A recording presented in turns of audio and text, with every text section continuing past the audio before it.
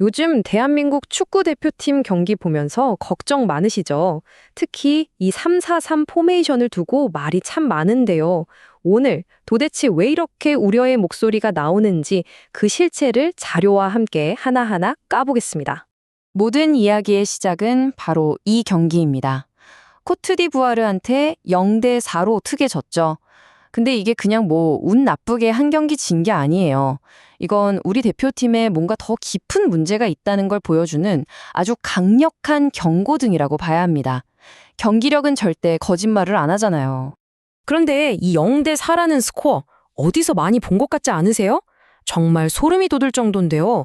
딱 10년 전 2014년 월드컵 직전에도 홍명보 감독이 이끌던 대표팀이 가나한테 똑같이 0대4로 졌습니다. 그리고 그 결과는 우리 모두가 아는 조별리그 탈락이었죠. 과연 역사는 정말 반복되는 걸까요? 자, 그래서 첫 번째 파트에서는 바로 이 데자뷰 현상부터 파고들어 보겠습니다. 10년 전에 그 끔찍했던 기억이 그냥 우연의 일치일까요? 아니면 그때의 실패의 원인이 지금 그대로 나타나고 있는 걸까요? 이걸 먼저 짚어봐야 합니다.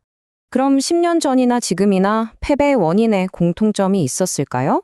이제 한번 실제 경기장 안으로 들어가 보시죠.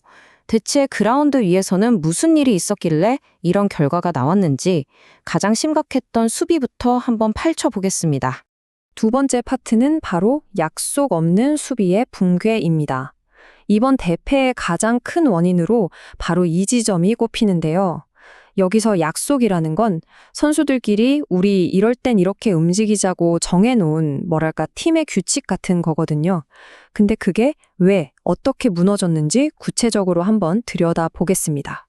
문제는 경기장의 심장이라고 할 수 있는 중원에서부터 시작됩니다. 우리는 중앙 미드필더가 2명이었는데 상대는 3명이었어요. 아니 시작부터 1명이 부족한데 여기서 어떻게 싸워서 이기겠어요?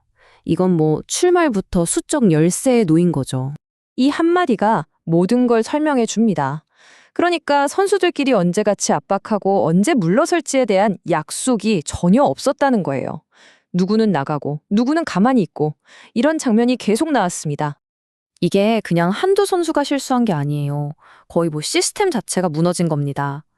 예를 들어 어떤 선수는 지금이다 하고 공 뺏으러 막 달려나가는데 다른 선수는 아니야 지금은 우리 자리를 지켜야 돼 하고 뒤에 머물러 있는 거죠. 서로 완전히 다른 생각을 하고 있으니 팀 전체가 우왕좌왕할 수밖에요. 이건 조직적인 압박도 아니고 그렇다고 단단한 수비도 아닌 정말 어정쩡한 상태가 된 겁니다. 이렇게 따로따로 압박을 하니까 결국 끔찍한 연쇄 반응이 일어납니다. 자, 이 과정을 한번 보세요. 1단계, 공격하다가 공을 뺏겨요. 2단계, 몇 명만 급하게 압박하러 달려들죠. 3단계, 상대는 너무나도 쉽게 그 압박을 풀어냅니다. 그럼 어떻게 될까요?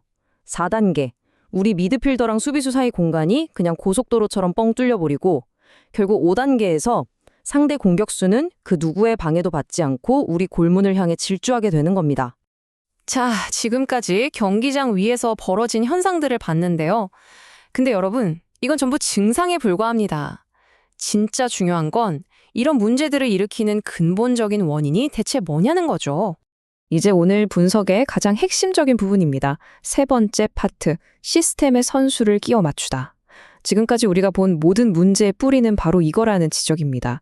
선수 개개인에게 맞는 옷을 입히는 게 아니라 감독이 정해놓은 시스템이라는 옷에 선수들을 억지로 끼워 맞추고 있다는 거죠.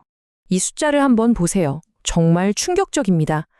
대표팀 선수 중에서 자기 소속팀에서도 3-4-3 포메이션을 쓰는 선수는 16%밖에 안 됩니다.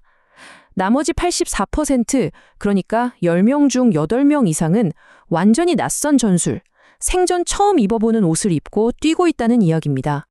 이게 그냥 포메이션 숫자 하나 바뀐 그런 사소한 변화가 절대 아니에요. 최고 수준의 프로 선수에게 이건요, 비유하자면 오른손잡이한테 갑자기 왼손으로 글씨를 쓰라고 시키는 거랑 똑같습니다.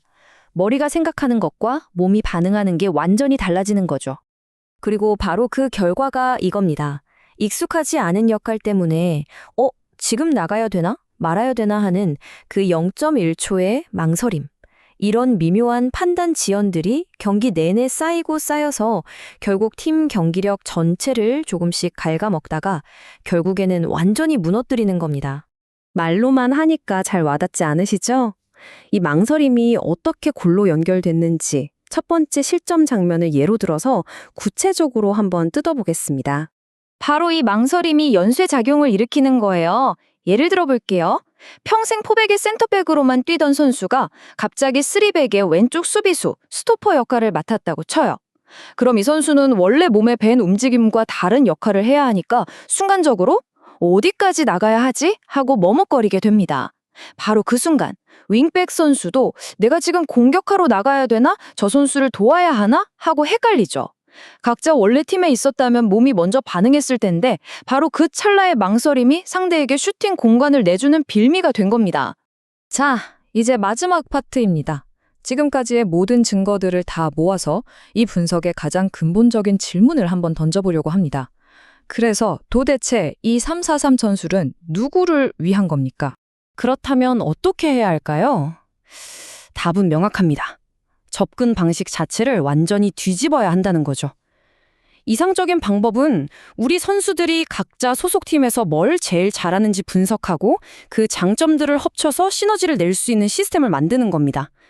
선수가 먼저고 시스템이 다음이죠. 그런데 지금은 343이라는 시스템을 먼저 정해놓고 선수들을 그 틀에 억지로 끼워 맞추고 있는 겁니다.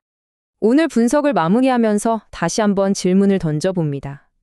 대다수의 선수들에게는 너무나 낯설고 그래서 수비 조직력은 계속 무너지고 심지어 10년 전 실패의 악몽까지 떠오르게 만드는 이 3-4-3 포메이션.